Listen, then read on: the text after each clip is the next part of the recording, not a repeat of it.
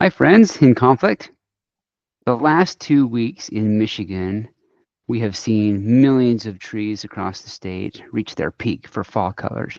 As I've been out on running and biking routes, I haven't been able to keep myself from stopping to take multiple pictures and to just reflect upon the beauty that is around us. And it is not lost on me that there are so many joys in life that counterbalance the really difficult challenges that many of us experience. Relationships are not dissimilar from nature. We go through seasons and cycles of changes. We experience periods of great sunshine and periods of storminess, and unfortunately, extended periods of grayness.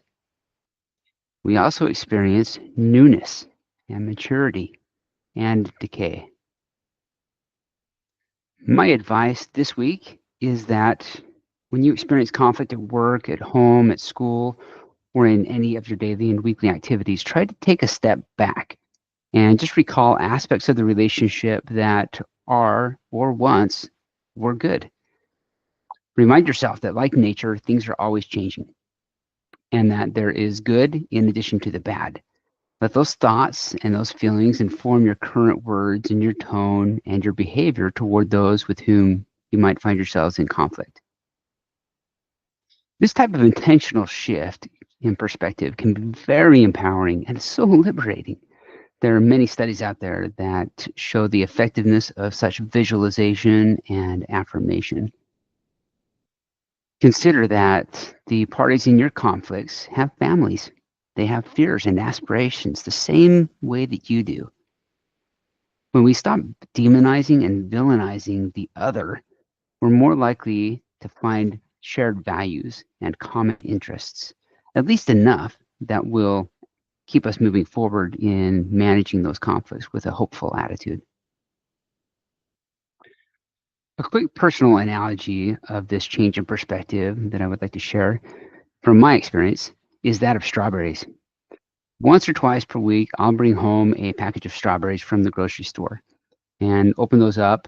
My kids will quickly pick out the most appetizing looking strawberries and immediately consume those, overlooking the majority of strawberries in the package. And then those strawberries will go into the refrigerator for a few days until I pull them out and I simply cut them in half or in quarters, exposing the fruit on the inside, and leave a bowl of strawberries, cut up strawberries, on the kitchen counter. Within an hour or two of me leaving the kitchen and coming back, those strawberries have always been eaten by my family members. The content of the berries never changes. That's what's interesting to me. Yet the appeal of those strawberries changes when the fruit on the inside is exposed. So here's the lesson for us.